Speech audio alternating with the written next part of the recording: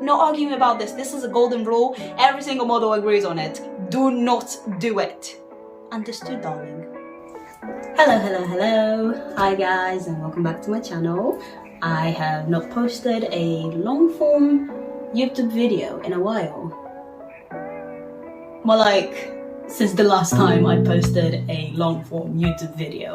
But I really decided to actually give this YouTube thing like a serious try, so prepare to be bombarded with a bunch of videos in the following weeks. So hit the thumbs up and subscribe to my channel to see more videos from me, and let's get into the video. This is the first episode on my How to Become a Model series. This will be a series of things I wish I had known before starting my modeling journey. No one was really talking about it as much on YouTube, and still aren't. Or here's a very in-depth series on it. But if you want a really fast course on it, I actually already have videos on my Instagram and on my TikTok briefly explaining what I'm going to talk about today. For those who don't know me, my name is Carla Borges. I have been modeling for about 2 years now, and I'm a commercial and fashion model. I have been signed with Base Models UK and have recently been signed by Genesis Model Management. Since then, I have modeled for various fitness brands, been in commercial, TV ads, lingerie brands, Warner Studios, London Fashion Week events, and beauty campaigns, and so on. And this is how you can too. Modeling is a very big industry, and starting out on it can be very daunting. So I'll be explaining to you the basic terms and everything that you absolutely must know before even deciding to become a model. The number one thing you first need to know is what type of modeling do you want to go into. Modeling can be divided into two categories: high fashion and commercial. High fashion is what everyone seems to know. We're talking about what Gigi and Bella Hadid do, Naomi Campbell, Tyra Banks, and this is typically your runway shows, your magazine editorials, and working with a lot of designer brands. To do this type of modeling, there are some and a lot of requirements. You must be at a minimum of 5'11" for men and 5'8" for women in terms of height. The industry is also stricter on woman bust, waist, and hips measurements. Now, commercial modeling is your everyday modeling. We're talking about e-commerce, beauty campaigns, TV commercials for Uber Eats or car brands, jewelry, etc. Commercial modeling, height and measurement don't tend to matter. We like the conventionally attractive, and we also like the average Joe. With commercial modeling, relatability is what matters the most. But do not be fooled. You can do everything that I just mentioned, even as a high fashion model. The only difference that's gonna come is how high class the brands that you work with. So if you're a high fashion model, you most likely will be filming a commercial for Gucci as opposed to a small brand on Instagram. And under both umbrella terms, you would have parts and product modeling. So if you think that you might not necessarily be the most attractive person, but you have really nice hands and feet, then this might just be your area. The second thing that you also need to know after you decide what type of modeling you want to go into is the kind of contract you will be signing, or if you want to freelance. There are two types of contract within the modeling industry, and this is a MA contract and a non-exclusive contract.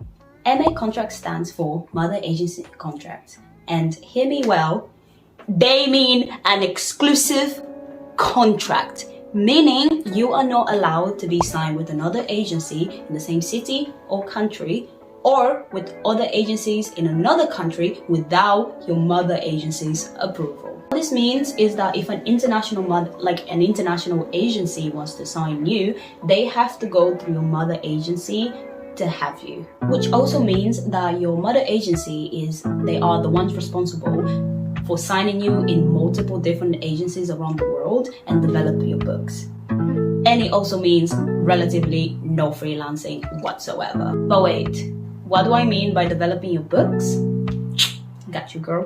This is looking at your portfolio and identifying the strengths and weaknesses of it, and get you the images that you need. So for example, if you want to book a Maybelline beauty campaign but you don't have any beauty shots, they are going to arrange test shoots so you can have those images, so they can then pitch you when the opportunity comes. The second type of contract is a non-exclusive contract, and just as the name states, this is a non-binding contract, meaning you're allowed to do all of the above that I just mentioned, i.e. get signed with multiple agencies in the same city or country, freelance. The only difference is that you're gonna have to do all the work. And trust me, it's a lot of work. You can also freelance. It's best to ask first, just to make sure that it doesn't go against even non-exclusive contract. However, one thing you always need to know is that independent of whatever contract you're on, you will always be considered a independent contractor or a freelancer. What this means is that you will be responsible for doing your taxes, your invoices, and any payments that you need to be making to, the big man, Uncle Ben, the Tories, English government, I don't care, whatever. Anyways, them. Being an agency represented model also means that your agency will take a commission of whatever work you do. Percentage can range from 25% all the way to about 40%. But then again, they are the ones finding you work, so it makes sense. Really important to weigh your options. So what if you want to keep all of your money and are willing to put all the hard work that it takes? Well, then freelancing might just be for you. No contract, no commission, and you can set up your own modeling rates. However, you are the one in charge of booking and developing your book, your portfolio, and advertising yourself. Of course, this can be hard and it requires a lot of networking. And although I can't say what's best for you, one piece of advice stands true for every beginner model.